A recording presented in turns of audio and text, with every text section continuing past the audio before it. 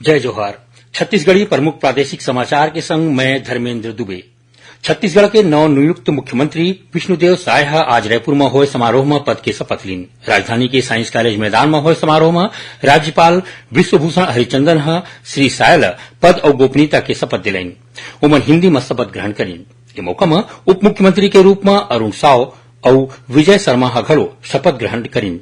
समारोह में केंद्रीय मंत्री अमित शाह, भाजपा के राष्ट्रीय अध्यक्ष जेपी नड्डा समेत उत्तर प्रदेश, असम, उत्तराखंड, गोवा और त्रिपुरा के मुख्यमंत्री और पार्टी के कतकोन बड़का नेता मन शामिल हुईन। ये कार्यक्रम में भाजपा के जम्मू नवा चुने के विधायक मन घलो आए रहीन।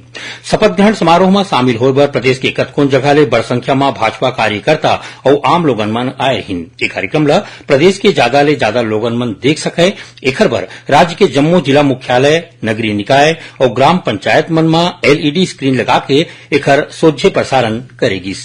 शपथ ग्रहण के पहले मुख्यमंत्री विष्णुदेव साय रायपुर के अवंती विहार स्थित पूर्व प्रधानमंत्री भारत रत्न अटल बिहारी वाजपेयी की मूर्ति और जय स्तंभ चौक में राज्य के पहली स्वतंत्रता सेनानी शहीद वीर नारायण सिंह की प्रतिमा ऊपर फूलमाला चढ़ा के उमन ला श्रद्धासुमन अर्पित करीन।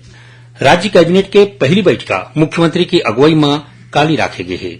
नारायणपुर जिला में माओवादी मंडहार ले करे गए आईईडी विस्फोट और गोलीबारी में सीएएफ के एक जिन जवान शहीद हो गए, उन्हें एक जिन आने जवान घायल हो गए हैं। जांजगीर के पुलिस लाइन में 15 दिसंबर ले अग्निवीर भर्ती रैली शुरू होही। 23 दिसंबर तक चलैया रैली में भाग ले बर हर दिन करीबन 1000 युवा मन आही।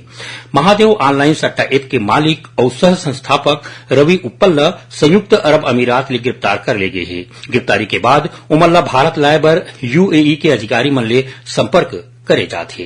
और राष्ट्रीय एकलव्य विद्यालय खेल महोत्सव कर्नाटक के मैसूर में 8 ले 12 जनवरी तक होया है। ये महोत्सव में शामिल होय बर राज्य स्तरीय ट्रायल आज ले शुरू हो गए है, जौन 16 दिसंबर तक चलही। ये रही सब तक के प्रमुख प्रादेशिक समाचार। जय जोहार।